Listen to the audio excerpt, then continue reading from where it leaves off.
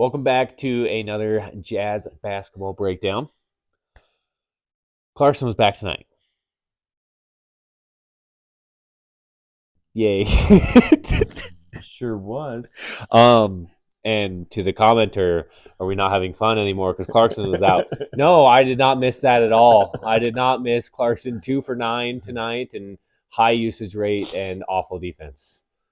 That was not missed. Had a couple of flashy passes down the stretch. Yeah, that was it. Did have some fun watching some young players, though. That's kind of the most fun that I have watching these games. Yeah, disappointing. Taylor Hendricks only gets 10 minutes. How much did he get? Hello, dog. Sorry, my husky likes to yell at people, me especially.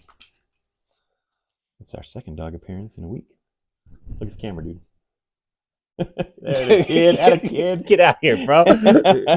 Sit down. Sit right there. Good boy. Hendricks got 11 minutes.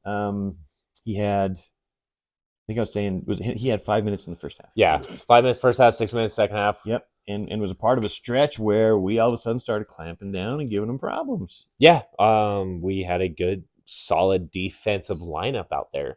And you mentioned having Larry Marketing with that lineup would have been super fun. It was Sexton, Tucker, Agbaji, Hendricks, and Collins. Mm-hmm. And you take out Tucker and put in Marketing with that lineup. I like that group. That would be a fun, athletic, lanky lineup. I like that group. We were giving them troubles as they were trying to take us down low and play their games of isolation, and we were able to switch a lot of things. Sexton, had a pretty strong game and was going to the bucket strong. Collins looked like he got his legs back tonight. He had a couple nice tough dunks. He hit some. He did a lot better moving his feet and absorbing kind of contact on defense.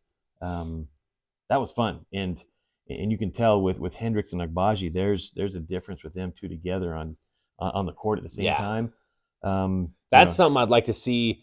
Them just being able to get more time together and build a chemistry together because they're so both instinctually good defenders, but also just so freakishly athletic and good shooters. Like getting those two some chemistry together could get us some elite defensive matchups with those two. Absolutely, and as the coaching staff has more time with the team, I kind of have my own little theory that I don't think that we're really coaching a lot of the details on defense at this point. I think we're working on other things. That's kind of frustrating, but as we have time to work on some of those things and they grow as players, man, that'll be fun. But I made you rewind it after the game was over. Yeah. And go to the point you were rolling your eyes because you do. And when we pulled within 6 points in the fourth quarter, now we had Horton Tucker and his shooting percentage. This is kind of the anomaly thing, the strange thing that doesn't show up on the stats with Horton Tucker. He shot decent, right? I mean, like his numbers 6 for 11, 1 from 4 from 3. For him, that's a strong percentage, right? That's right in the area of what he shoots for threes. But he had a stretch, and we went back and watched it where he drives and makes a good pass to Collins underneath, and he makes a bucket. And after that, there were 4 possessions in a row. Yep. Where he comes up the court and no other passes, no other options. A couple of them were with the screen, a couple of them were without, just straight dribbles into the hoop. One of them, he gets stopped, kind of spins around, passes it out. Hendricks passes it up to Sexton, and he does with some a kind couple of crazy seconds dribbles. left, and Sexton makes an incredible shot. A tough shot, pulls us to within 6. But that was a stretch where Horton Tucker goes 4 possessions in a row, just straight up dribbling up the court and going into Horton Tucker head down ball. And what's funny is when we've watched that the first time, what did I say after he made that pass? Oh, Tucker's going to take the next 4 shots. So it's one of those where he's met his quota for the quarter of making a good assist. Yes. It's very consistent with Tucker's game. He will make an incredible pass. He will make a really good pass. It ends up being an assist. When that happens, you can count on Tucker taking the next 4 or 5 possessions just by himself. And so it all of a sudden, in that stretch too, Sexton, got the take foul. Sexton made another weird defensive play on the other end where he's kind of just all energy. Kawhi Leonard flinches a little bit and he jumps up in the air, and it results in a layup. And so next thing you know, we're back down 12, Yeah. But those are kind of some of those situations that don't necessarily show up for Horton Tucker on the stat line. Out of that entire stretch, he got 1 assist, 2 points, and 1 turnover, because in one of those he dribbled in and they took the ball from him. But he essentially stopped the flow of our team by himself in that stretch. And so that's one of those things where you can't just rely on what the stat line says. And I'll remind you once again, the show's called Beyond the Stats. Well, because that's one of those situations where he takes not just himself, but our entire team out of what we're doing in stretches by his decisions on the court. And that's the thing is now defensively we're in scramble mode because of the turnovers or the long missed shots and things like that. And offensively, we've now stood still for 5 possessions in a row, right? You've had 4 guys just kind of stand there and hang out. And so, yeah, that's where it's hard, because then it's like, okay, now we're going to try to come down and actually run some sort of play. The problem I have with that is the coaches are cool with that. That's the problem I have with that. I mean, you want to have your players have some freedom, be able to make some choices, but we've seen enough times this season alone, let alone last season, right? This season alone, where if you're in that situation, you've pulled back to within 6, and Will Hardy's running with that group because they're making a run. They're making a difference. And all of a sudden, this guy just decides, oh, it's me time, boys. And all of a sudden, he's like, well, I guess it's just him time. No, as a coach, you're like, no, run this play, get the ball over to his hands so if he doesn't do another possession. All right, timeout. Your ass is right there on the bench, dude. That's how you coach a team. And that's the thing. Tucker and Clarkson are the biggest guys on our team that do that and that are allowed to do that. And it's not even like, okay, Tucker did that 2 plays in a row. We have 2 guards on the court, 2 ball handlers with Sexton and Tucker. Now let's put the ball in Sexton's hands and let him run a play. No, we just continually let Tucker bring the ball up. We'll do it with Clarkson over and over again. We'll do it with Sexton over and over again. Sexton will get in that mode. He just doesn't do it as much. He's a little bit more reined in with that stuff. That right there is why I say it's bullshit on Will Hardy making the comment, now 3 weeks ago, on all I care about is playing hard and pass the ball. Bullshit, because you will allow players on your team to do this and not pass the ball and just put their head down and ignore everything that everyone else is doing for long stretches. Yeah, there are too many times where we get taken out of the rhythm of a team by one player, and it doesn't necessarily hit their stat line. So that's why you can argue some things based on stats, and it's frustrating to watch. And that's why you can look at games, and if you're only watching highlights, or if you're just kind of watching a few minutes here, turn it off, watch a few minutes here, you can't really get a true feel for certain players. You can't get a true feel for certain teams, because, like, for example, if you turn this on in the 4th quarter and you went, oh wow, this is a 6-point game, turn it off, look at the end score, they lost by 20.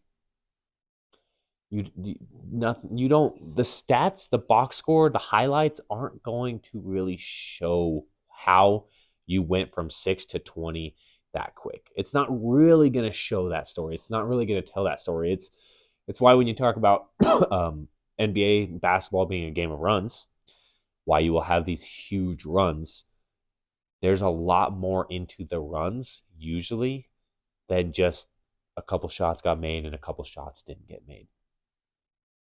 Yeah, it's true. And I feel like we're a team that can only compete kind of against, like, we beat the Clippers earlier this season at home, and we hit a ton of shots that game, right? We have to be shooting well. Our legs have to feel good. The kind of things have to be ideal, right? The margin of error is very small. And so when we have these runs that trip us up, it's game over. It's lights out. Trying to be positive here. Another thing, Kessler seemed to be pretty mobile. Had a bunch of boards. Kessler looked like he's had the guy we've been kind of waiting to see, and he's had a couple games like that. He started finally tonight, and Yurtseven didn't get a single minute. Once again, it's called bipolar coaching, where you're going to be 30 minutes, 0 minutes. You're not going to play for a damn week and a half. And then you're going to come in at the first quarter. Yeah. I don't know. It's interesting, and it's I don't know. And you mentioned during the game, what happens when Markkanen comes back? Does that all of a sudden mean Agbaji doesn't play at all? Probably doesn't touch the court, because as of right now, he is playing as Fontecchio's backup. With Clarkson back, he's playing as Fontecchio's backup. And I still want to see him out there. I still want to see Hendricks out there. I'd like to see him get, Hendricks kind of the 16 to 18 minutes a game at least. Otherwise, let's make sure he's getting a lot of minutes in G League. But kind of these youngsters are what I want to see. Keontae George had his best shooting game in a while. Dribbled really strong into some mid-range pull-ups. I wonder which were plays that you mentioned on Wednesday that he was missing. Yeah. I wonder if it's kind of a trend in the NBA, right, for a number of years now to avoid mid-range twos. A lot of the philosophy is either go all the way to the basket, which he does really good at drawing fouls, or shooting a three.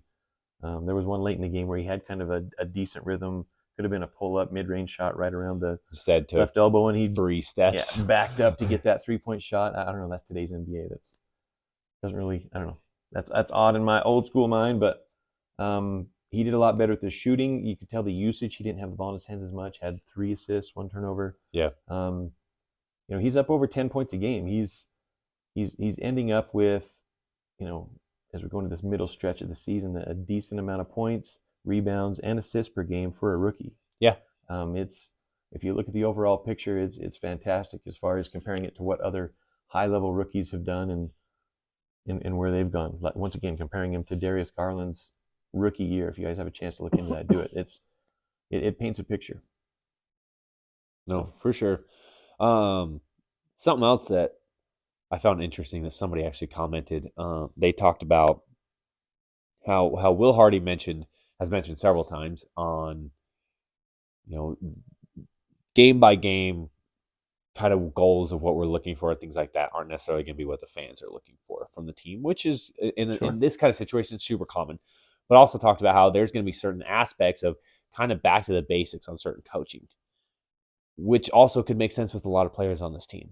He also, in that comment, mentioned at the same time, it is clear and frustrating that we talk about how we just want people to play hard and do these things. And those are the basics that we're coaching, but we're not holding people accountable for it. And so even the comments are kind of talking about that bipolar coaching on how, we're all seeing that bipolar coaching. And so I thought that was super interesting that, even in our comments, you're seeing that mention of that bipolar coaching of we're saying, hey, we're going to do the basics and bring it really back down to this. But then when you don't do this, you're not going to be held accountable for it, which doesn't make sense with a young team. That's when you have to hold them extra accountable, right? That's when certain players, especially like a Tucker or a Sexton, that you have to be super contained and stern on this is what we're looking for. 2 straight possessions of not doing that, go sit on the bench, right? You have to contain it, you have to control it, and that is how if you want to teach a certain way, if you want your team, if you want your environment of your team to be a certain way, when you are young and you are developing that, it has to be like there is not much freedom. And there are certain players that you'll have to rein in, other players you'll have to encourage to do more based on personality, that kind of stuff. For sure, there was some in the media day, and I think it was from yesterday, talking about how he's getting back and still trying to coach a lot of the things that are the foundation of this team. So and I would say that that's clearly on the defensive side that we haven't really got into a lot of the high level, what we're going to do consistently on the switching and how we rotate back and switch off. There are certain players that get it somewhat already. If you watch when Agbaji and Kessler are involved in pick and rolls and how one will show and the other covers and then they switch back, they automatically know how to do that. And others won't even communicate. It is rare to have a defensive miscommunication when the pick and roll is Kessler and Agbaji. And for that reason, teams won't search that out. They'll intentionally not have the pick and roll. I will say it is very common for that to happen when Collins is on. Collins is playing the roller. And I think that's part of why. Yeah, that's part of why Collins and there's been some stuff brought up about his plus minus numbers, which don't, tell the whole story, but it gives you a little glimpse into it, paints part of the picture.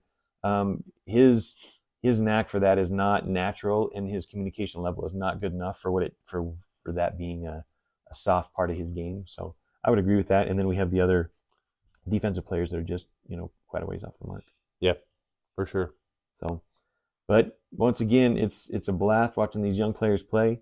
We didn't get embarrassed. That was tough. I mean, once again, you have to give it. Luke has been murdering the league lately. Yeah.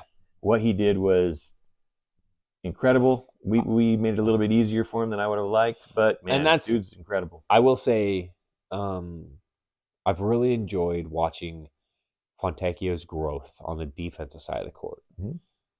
I feel like we're hurting him right now because we're treating him like he is the primary defender and the best number one defender of the team, which then puts him kind of in situations where he shouldn't necessarily be guarding Kawhi for 30 minutes.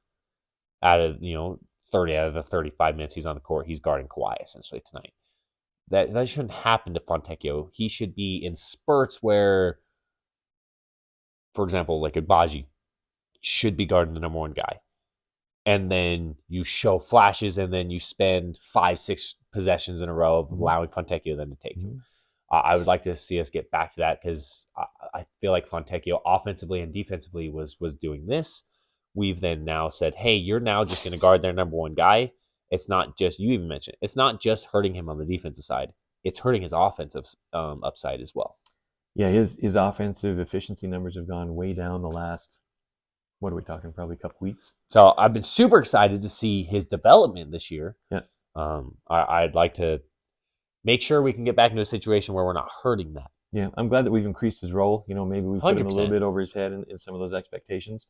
One of the things coming into the game was like, man, I want to see Hendricks guarding Kawhi Leonard.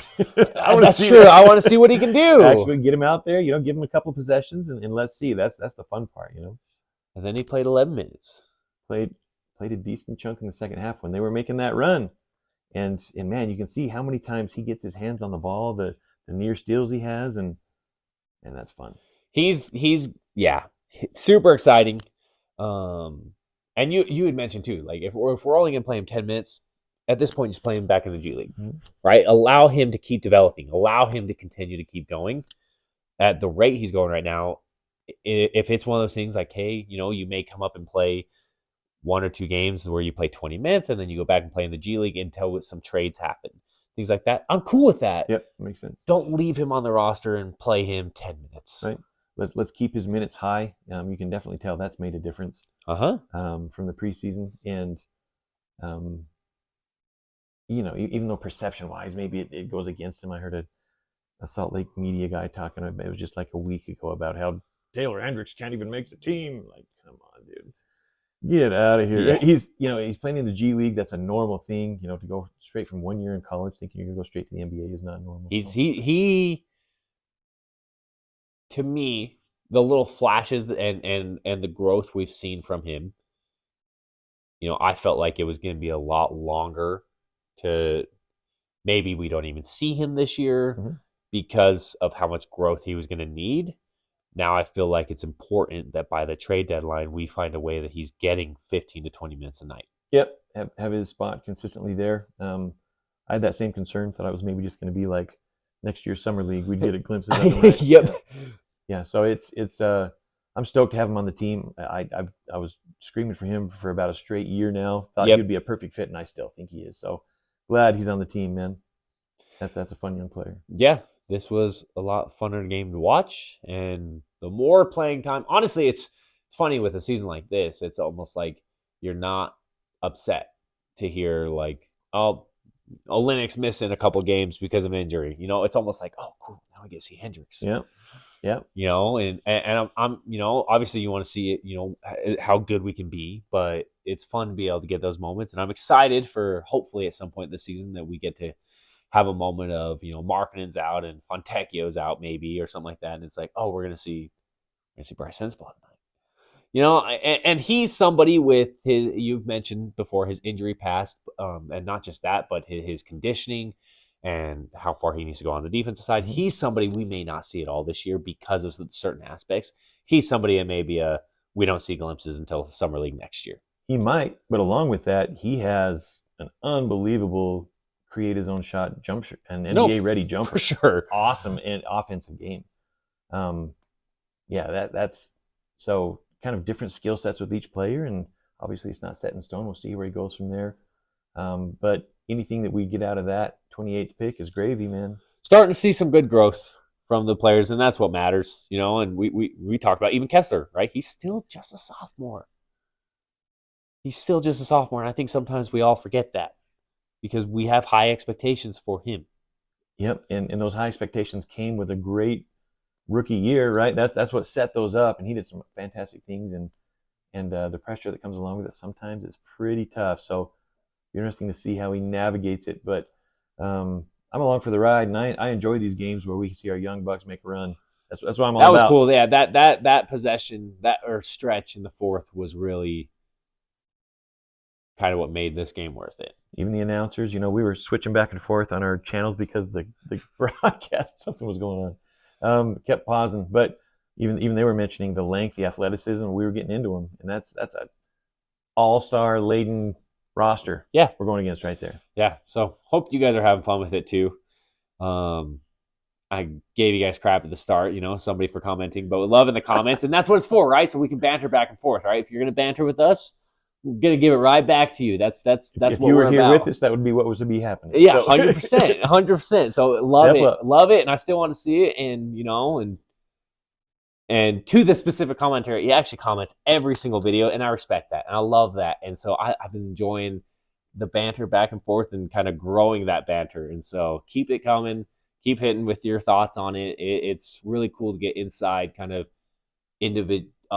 a lot of the fans, perspectives, and where you guys are maybe at where we're not, or where we're maybe at where you're not yet. And so that's been the funnest part for me about doing this, has been being able to have that banter back and forth with you guys and have those conversations with you guys. And so keep them coming. The only thing better is if we were to do it live. Yes, we will be there eventually. We will get that set up, but maybe not this year. But we will get there. We'll see. Thanks, guys.